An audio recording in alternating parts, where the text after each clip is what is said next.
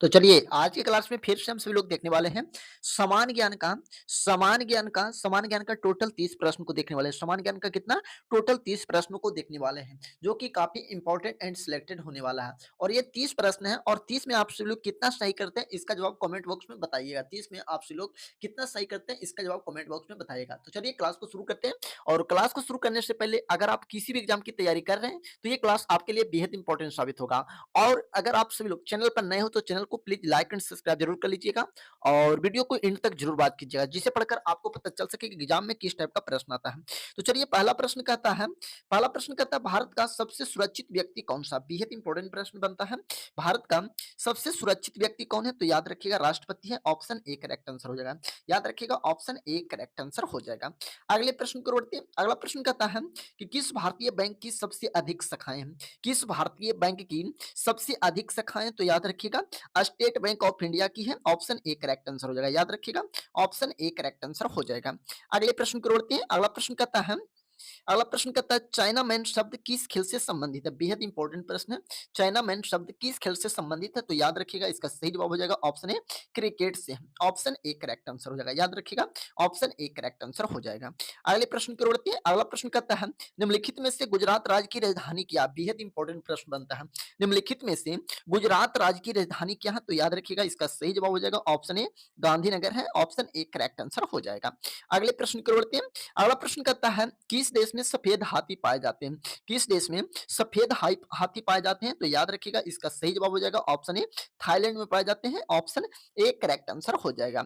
अगले प्रश्न की ओर बढ़ते हैं। अगला प्रश्न कहता है कि नीरज चोपड़ा का संबंध किस खेल से है। नीरज चोपड़ा का संबंध किस खेल से तो याद रखिएगा जेवलिन थ्रो से है यानी भाला फेंक से है। ऑप्शन सी करेक्ट आंसर हो जाएगा। अगले प्रश्न की ओर बढ़ते हैं। अगला प्रश्न कहता है कि भारत में पहली बार जनता कर्फ्यू कब लगा था। पहली बार भारत में जनता कर्फ्यू कब लगा था तो याद रखिएगा इसका सही जवाब हो जाएगा ऑप्शन ए 22 मार्च 2020 को लगा था। ऑप्शन ए करेक्ट आंसर हो जाएगा। याद रखिएगा। चलिए अगले प्रश्न की ओर बढ़ते हैं। अगला प्रश्न कहता है भारत का फ्लाइंग सिख किसे कहा जाता है। भारत का फ्लाइंग सिख किसे कहा जाता है तो याद रखिएगा मिल्खा सिंह को कहा जाता है। ऑप्शन ए करेक्ट आंसर हो जाएगा। याद रखिएगा। चलिए अगले प्रश्न को बढ़ते हैं। अगला प्रश्न कहता है भारत में पहली रेल किस वर्ष चली थी। भारत में पहली रेल किस वर्ष चली थी तो याद रखिएगा 1853 में चली थी। याद रखिएगा मुंबई से ठाणे की ओर चली थी और टोटल 3400 किलोमीटर चली थी। ऑप्शन यहाँ पर ए करेक्ट आंसर हो जाएगा। अगले प्रश्न को बढ़ते हैं। अगला प्रश्न कहता है कथकली किस राज्य का प्रसिद्ध नृत्य है। कथकली किस राज्य का प्रसिद्ध नृत्य है तो याद रखिएगा केरल का। कहाँ का है तो केरल का है। ऑप्शन ए करेक्ट आंसर हो जाएगा। याद रखिएगा ऑप्शन ए करेक्ट आंसर हो जाएगा। अगले प्रश्न की ओर बढ़ते हैं। अगला प्रश्न कहता है कि भारत में मिसाइल मैन के नाम से किसे जाना जाता है। भारत में मिसाइल मैन के किसे किसे जाना जाता है तो याद रखिएगा इसका सही जवाब हो जाएगा। याद रखिएगा option B APJ Abdul Kalam के नाम से जाना जाता है। ऑप्शन बी करेक्ट आंसर हो जाएगा। अगले प्रश्न की ओर बढ़ते हैं। अगला प्रश्न कहता है त्योहारों का नगर किसे कहा जाता है। त्योहारों का नगर किसे कहा जाता है तो याद रखिएगा इसका सही जवाब हो जाएगा ऑप्शन सी मदुरई को कहा जाता है। याद रखिएगा ऑप्शन सी करेक्ट आंसर हो जाएगा। अगले प्रश्न की ओर बढ़ते हैं। अगला प्रश्न कहता है कि तार और केबल भारत में सबसे अधिक कहाँ बनाए जाते हैं। तार और केबल भारत में सबसे अधिक कहाँ बनाए जाते हैं तो याद रखिएगा 13 का सही जवाब हो जाएगा ऑप्शन डी पश्चिम बंगाल में बनाए जाते हैं। ऑप्शन डी करेक्ट आंसर हो जाएगा। चलिए बढ़ते हैं अगले प्रश्न की ओर। अगला प्रश्न कहता है कि भारत के राष्ट्रीय गान गाने का समय अवधि कितनी है। भारत की राष्ट्रीय गान गाने की समय अवधि कितनी है तो याद रखिएगा इसका सही जवाब हो जाएगा ऑप्शन डी 52 सेकेंड है। ऑप्शन डी करेक्ट आंसर हो जाएगा। याद रखिएगा हमेशा के लिए। चलिए अगले प्रश्न की ओर बढ़ते हैं। अगला प्रश्न कहता है कि भारत का राष्ट्रीय सब्जी क्या। बेहद इंपॉर्टेंट प्रश्न है। भारत का राष्ट्रीय सब्जी क्या है तो याद रखिएगा इसका सही जवाब हो जाएगा ऑप्शन बी कद्दू है। ऑप्शन बी करेक्ट आंसर हो जाएगा। चलिए अगले प्रश्न की ओर बढ़ते हैं। अगला प्रश्न कहता है कि भारतीय पर्यटन दिवस हर वर्ष कब मनाया जाता है। भारतीय पर्यटन दिवस हर वर्ष कब मनाया जाता है तो याद रखिएगा 25 जनवरी को मनाया जाता है। ऑप्शन ए करेक्ट आंसर हो जाएगा। बढ़ते हैं अगले प्रश्न की ओर। अगला प्रश्न कहता है कि सेब का सर्वाधिक उत्पादन किस राज्य में होता है। सेब का सर्वाधिक उत्पादन किस राज्य में होता है तो याद रखिएगा जम्मू कश्मीर में होता है। ऑप्शन ए करेक्ट आंसर हो जाएगा। याद रखिएगा ऑप्शन ए करेक्ट आंसर हो जाएगा। अगले प्रश्न की ओर बढ़ते हैं। अगला प्रश्न कहता है डांडिया किस राज्य का प्रसिद्ध लोक नृत्य है। बेहद इंपॉर्टेंट प्रश्न है। डांडिया किस राज्य का प्रसिद्ध लोक नृत्य है तो याद रखिएगा गुजरात का है। ऑप्शन बी करेक्ट आंसर हो जाएगा। याद रखिएगा ऑप्शन बी करेक्ट आंसर हो जाएगा। अगले प्रश्न की ओर बढ़ते हैं। अगला प्रश्न कहता है सबसे लंबी तटीय रेखा वाला राज्य कौन सा है? तो सबसे लंबी तटीय रेखा वाला राज्य गुजरात है। ऑप्शन सी करेक्ट आंसर हो जाएगा, याद रखिएगा, ऑप्शन सी करेक्ट आंसर हो जाएगा। अगले प्रश्न की ओर बढ़ते हैं। अगला प्रश्न कहता है घाटों का नगर किसे कहते हैं? बेहद इंपॉर्टेंट प्रश्न है, घाटों का नगर किसे कहा जाता है? तो याद रखिएगा इसका सही जवाब हो जाएगा ऑप्शन डी, वाराणसी को कहा जाता है। ऑप्शन डी करेक्ट आंसर हो जाएगा, याद रखिएगा।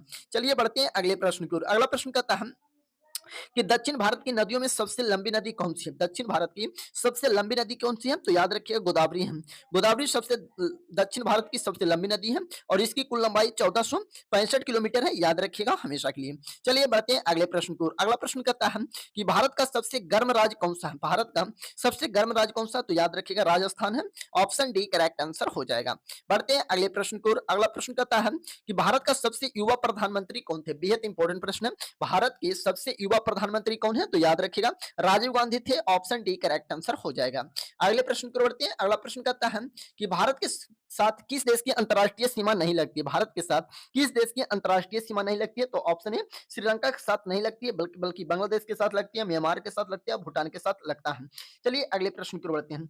अगला प्रश्न कहता है राजस्थान का राजनीति कौन सा है? राजस्थान का राजनीति कौन सा? तो याद रखिए घूमर राजस्थान का है। ऑप्शन सी करेक्ट आंसर हो जाएगा, याद रखिएगा। चलिए बढ़ते हैं अगले प्रश्न की ओर। अगला प्रश्न कहता है लाल नगरी के नाम से किस शहर को जाना जाता है? लाल नगरी के नाम से किस शहर को जाना जाता है? तो याद रखिएगा इसका सही जवाब हो जाएगा ऑप्शन बी, अलीगढ़ को जाना जाता है। ऑप्शन यहाँ पर बी करेक्ट आंसर हो जाएगा। अगले प्रश्न की ओर बढ़ते हैं। अगला प्रश्न कहता है कि निम्नलिखित में से कौन सी जगह आरबीआई की नोट छपाई की है?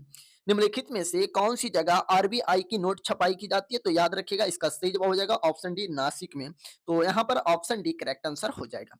अगले प्रश्न की ओर बढ़ते हैं। अगला प्रश्न कहता है पुरानी गंगा के नाम से किस नदी को जाना जाता है? पुरानी गंगा के नाम से किस नदी को जाना जाता है? तो याद रखिएगा 28 का सही जवाब हो जाएगा ऑप्शन ए, गोदावरी को जाना जाता है। पुरानी गंगा के नाम से गोदावरी को जाना जाता है। ऑप्शन ए करेक्ट आंसर हो जाएगा। अगले प्रश्न की ओर बढ़ते हैं। अगला प्रश्न कहता है कि 200 के नोट पर किसका चित्र अंकित है? बेहद इंपॉर्टेंट प्रश्न है। 200 के नोट पर किसका चित्र अंकित है? तो याद रखिएगा इसका सही जवाब हो जाएगा सांची का स्तूप का चित्र अंकित है। ऑप्शन डी करेक्ट आंसर हो जाएगा। चलिए बढ़ते हैं अगले प्रश्न की ओर। अगला प्रश्न कहता है भारत की सर्वाधिक सीमा किस देश के साथ लगती है? तो याद रखिएगा सर्वाधिक सीमा बांग्लादेश के साथ लगती है। टोटल सीमा लगती है 40-96 किलोमीटर, याद रखिएगा हमेशा के लिए 40-96 किलोमीटर लगती है, याद रखिएगा। तो यह था समान ज्ञान का टोटल 30 प्रश्न, टोटल समान ज्ञान का 30 प्रश्न था और 30 में आपसे लोग कितना सही किए हैं इसका जवाब कमेंट बॉक्स में बताइएगा। तो चलिए फिर मिलते हैं अगले क्लास में, तब तक के लिए जय हिंद जय भारत।